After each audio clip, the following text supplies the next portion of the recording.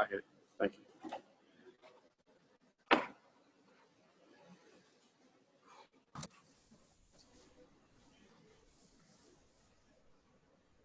Tony, are you ready? Yeah, I'm here. Yes, sir. It's Matt with the state. What did you think of the way DJ played in his first start? And I guess what were the conversations like with him leading up to today? I thought he played, how I expected him to play. I think we all know have been around him from the day he showed up. He's had just quiet confidence about himself.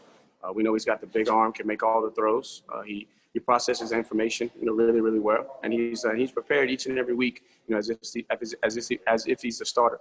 I think that he'll go back and he'll refine his game and see that he had a couple of back foot throws, that he could clean up. But when a kid goes 30 for 41 and leads a team from 18 points down to come back and win in his first start in Death Valley, just shows that the young man has a heart of a champion.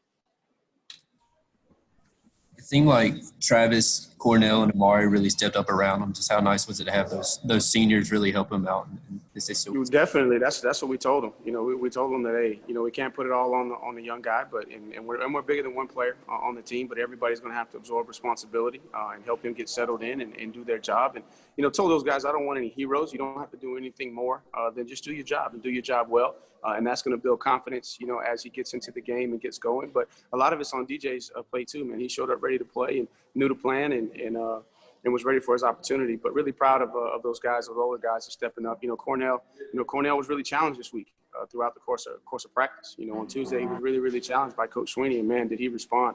To have 11 catches and over 100 yards, and he's a guy that we know. Has got a ton of ability. We just got to continue to push him, to be at his highest level, week in and week out.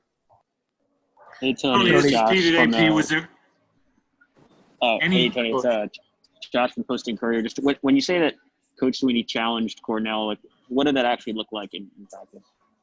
Oh, I mean, just tough, hard coaching. All of our guys get coached, hard, but Coach was really making it a point to, to get on him and really, really challenge him. That every play is 100 miles an hour as fast as you go, and we can see it, all the time. And then there's a couple plays where, it might not be, quite at 100%. And so just really challenging him to be consistent, play in and play out. Tony, Pete from AP, was there any evidence from DJ, given the circumstances, that he was a freshman, that he was a little bit nervous heading out there at all the last couple of days? Not really, and I think we're kind of spoiled here. Especially, I can speak for myself and say I'm spoiled to have had Deshaun and then Trevor, and to see how those guys responded as freshmen. I mean, they didn't respond like typical freshmen, and then you see DJ coming along in those same footsteps. So I didn't see anything other than I felt really good because he was confident, man, and he was excited and he was ready for his opportunity. And thus we saw it from the day he walked in here versus our defense in practice and scrimmages in fall camp, that he was going to be ready to play. It was just a function of everybody else around him just making sure that they were doing their job to help him. Tony, David with ESPN. I'm curious. I'm going to assume that you started the week game planning as if Trevor was going to be your quarterback. How much adjustment did you need to make to that game plan with DJ, and how do you feel like he took the reins of what was essentially a game plan for your superstar veteran quarterback? To be transparent, we found out on Thursday afternoon at 12:45. So by that time, pretty much the majority of the plan is already done. You're getting ready for a Thursday practice, which is just a lot of polish. So there wasn't a ton of change to the plan. And structurally, the plan was set, not so much for Trevor as much as it is when we go in. We have specific plays for each guys in our personnel, but more importantly, we tried to attack the structure. So the plan was set and just felt good. The way that he went out there and orchestrated practice on Thursday, just the command that he had, let us know that, hey, the plan doesn't need to change as we go forward. Hey, Coach, it's Trevor Gross from CUTigers.com. The fumble by Travis, it looked like it was just a high exchange on the mesh point there. Yeah, it was. It might have been high, but Travis, Travis made a critical error right there. He didn't have a good pocket for DJ to put the ball in there, and proud of Travis too, because he came off the field and immediately, he took ownership and took responsibility for it. So a lot of it was on Travis, and then I'll go back and watch and see if it was too high. But from what I saw in the replay, it looked like his pocket wasn't made securely. And anytime you're doing an exchange, it's critical that you have the integrity of the pocket made. That being said, he bounced right back with that huge reception, and it seems like an afterthought, as exciting as the game was, but breaks Ted Brown's 40-year-old ACC rushing record. How special was that for you to be a part of? It's special, but I told Travis in the locker room that today I saw the culmination of what I've been pushing him so hard for. A guy that understands the impact that he can have on the game, but man, he's out there playing hard for his teammates. Not that he never did, but he put it all together today. Even though he had the critical error, he took ownership from it. And I saw things today that with Trevor's there, what I'm saying, with both of those guys in the backfield, Travis may not have to do some of those things because Trevor's standing there. But I told him, I said, look, this young guy, he's going to need just to see your body language. He's going to need to just feel your energy. And I thought he brought that energy today. And then we told him that, hey, with this structure, this 8-man structure, you're not going to be able to just, run the ball. You're going to have to find the voids in the defense, which is going to cause you to pass the ball. So you're going to have to also be a passing component for us this week. And I thought he did a great job out of the backfield. Thought he was solid in protection. With the exception of the fumble, man, I thought he played one of his better games.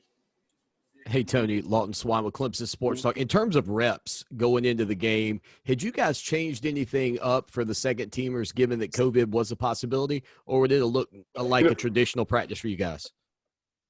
No, that was put into place from the beginning of camp, just trying to make sure that we're getting guys reps, and I'll speak specifically about my position. I'm trying to get, 5-6 guys ready to play. And in a typical, practice period, you only have 8 to 10 reps. So you got to split those reps. And so each guy is required to take a lot of mental reps on the side. So now we've been doing that, from the beginning of fall camp, just knowing that the COVID situation, anybody could be up, anybody could be down each week. So, we really haven't changed, the thought process because we did that back in the beginning of fall camp.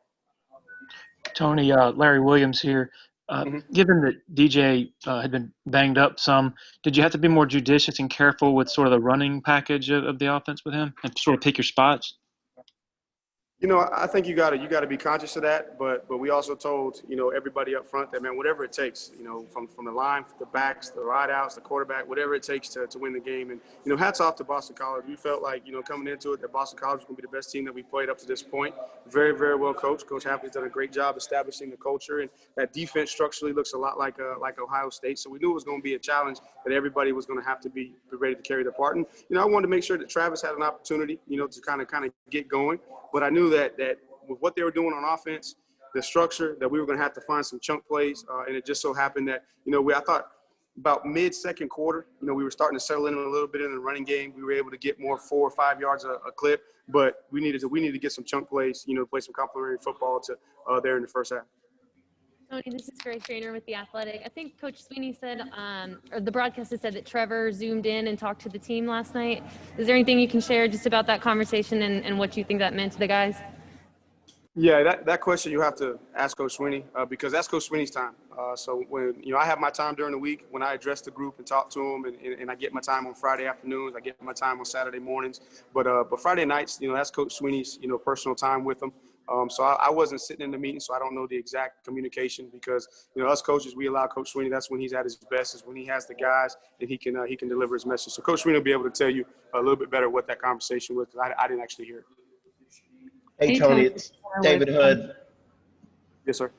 Hey, I think I also heard that when Coach Sweeney went to look for DJ, he found him in the film room alone. Is that kind of fitting? Can you describe how that went? And is that fitting for DJ? I mean, is that kind of how you find him a lot? So Coach may he may bring this up, but so it's about 12. It was probably about 12:45 on Thursday. And, I scheduled my haircut downstairs and got done with it. I was walking back upstairs. I peeked my head in the quarterback room, and DJ was in there watching film. I'm oblivious to what's going on. So then I go back and sit down and start finishing up, the finishing touches for the practice. And Coach comes in, and he drops the bomb and says, "Hey, Trevor's out." I said, "Okay, that's good, man. We've been here before." And I drew my confidence from the fact that, man, I was a first-time coordinator and had Cole Stout, and I just remember how the guys rallied around him. And so that was going to be my objective, just to get these guys to rally around DJ. And I said, "Hey, DJ's right there in the quarterback room." So he walked in there, shut the door, and they had a great conversation. And per some of the things that Coach Sweeney was looking for, he immediately had some confirmation through that conversation. And then that's really, then we're going forward. So there was no communication after that about, hey, we got to reset the plan, restructure the plan. It's like, hey, this is the plan based off of the structure, and we're just going to challenge this young man because we know we can do it. And he went out there and he executed. Coach Elliott, Rob Gilchrist, WCRS 1450 AM, 98.5 FM in Greenwood. What are your thoughts on how Powell played today? He seemed to be the go-to guy for DJ. And what do you see with a very tough and talented Notre Dame defense coming up next week?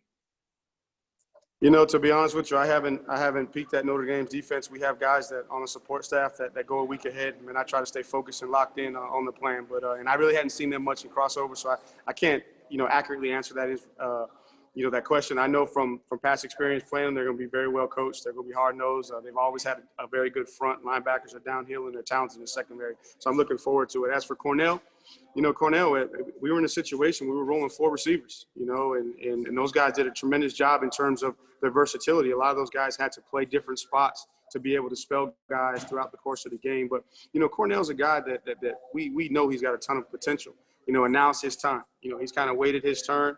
He's battled through some situations. He's battled through some disappointment where guys may have beat him out, and really challenged him this week to play fast, to go make plays. All those guys, him and Amari. Amari was a guy that you saw him a lot more into the boundary because of our personnel situation. We had to use him there.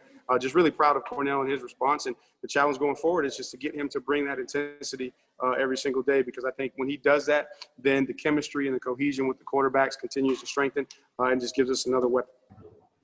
Hey, Coach Tony, Trevor. 24/7. Was Frank like a game time decision? Was he limited a little bit today? Yeah, Frank was a game time decision. Both him and Joe just trying to get those guys. They're just battling bumps and bruises and nicked up. And we knew in this game that we were gonna be challenged. We're gonna have to play fast. And the only way that we can execute is if everybody's playing fast. And obviously I wasn't there for their warm ups, but trust Coach Sweeney's assessment, Coach Grissom's assessment. And for me, when it comes to wide out, I'm just whoever's out there. I just try to call the plan based off the personnel out there. Hey, Tony, I'm curious, do you ever get nervous in a game when you're down like 18 early? You guys in one possession close games have an insanely good record. I think 24-4 in the last 6 or 7 years. Do you feel that, or is it just calm and cool as you guys go? For me, the nerves come, prior to the game. If there are any nerves, they come prior to. I try to make sure that once the game kicks off, that I'm as calm and collected as I can be. That's why I prefer being up in the box, because I can get out of the hustle and bustle of the game and just kind of assess things. But I thought that early on, we were moving the football, but we were our own worst enemy. We had some critical errors there. Obviously, the glaring one was with Travis. We gave up the sack. Everybody's going to say, it's on the offensive line, but actually it was a misassignment by one of the wideouts that forced him to squeeze the ball. He had to look. DJ knew exactly where he was going with the ball. We had a misassignment by one of the wideouts that forced him to kind of hold the ball, and then by that time, in that empty protection, we weren't able to hold up. So, I thought we were moving the ball. It wasn't really anything at that point that Boston College was doing to stop us. Nothing that we hadn't seen. Nothing we weren't prepared for. We just didn't execute in some critical situations. So that gave me confidence. And then when I came in at halftime and I saw the look in the guys' eyes, man, that their heads were up. Man, their eyes were looking at me to give them a message. They were excited to get out there and go fight. And I told them before the game, my message to them was that this is going to be a game that you're going to remember forever, because we have an opportunity to show everybody what our DNA is, and that the program is bigger than a coach, it's bigger than a player, and it's a great opportunity for guys who have been preparing for this moment to go out and play. So not nervous during the game, just trying to stay focused on, okay, where can I find another chunk play? Where can I get some ball control plays to help play complementary football? Coach, it's Trevor again. Boston College had 6 interceptions coming into the game, and DJ had the one sack, but that was all. How impressed were you just with his poise and decision making and getting out of bad plays? It looked like he avoided some sacks and got rid of the ball when he needed to. Well, and that's stuff that we've seen him do. I mean, he has that knack, and I've described him and compared him to Deshaun with that quiet confidence. He never gets rattled. He's got the ice water in his veins. He's got a little bit of Mahomes in him because he can make majority of the throws on his back foot. He can make them off balance. He can change arm angles, and then he has the rifle arm like Trevor. So he's got a tremendous future ahead of him. But that's what we've seen out of him. It seems like even though the more we challenge him in practice, the more we put on his plate, he's never been overwhelmed. So that gave us confidence there. And with the exception of the couple of the field out routes, that he missed, was a little bit high on that. I thought he was relatively accurate. Guys made some plays, which you got to do. I mean, a young guy out there trying to put the ball in places. And I thought our guys did a good job of going and making the catch required. Which we didn't do probably last week, but our guys were able to make that catch to help that quarterback's confidence continue to grow. Tony, this is Matt again. Do you expect to have Trevor back next week? And if not, what are your thoughts on DJ going to Notre Dame and making his first road start? Oh, I mean, I don't know the situation on Trevor yet. Obviously, those conversations are Danny Poole and Coach Sweeney, and I'm sure Coach Street will be involved. So I don't know the actual, protocol in terms of when he'll be back. But, hey, if he's there, he's there. If it's DJ, then, the standard doesn't change. Nobody's going to feel sorry for us. We all got to be ready to be the same situation.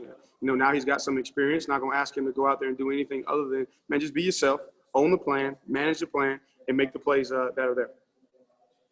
That's it for Coach Elliott. We'll have Travis Etienne next. I appreciate y'all. Thanks, Coach.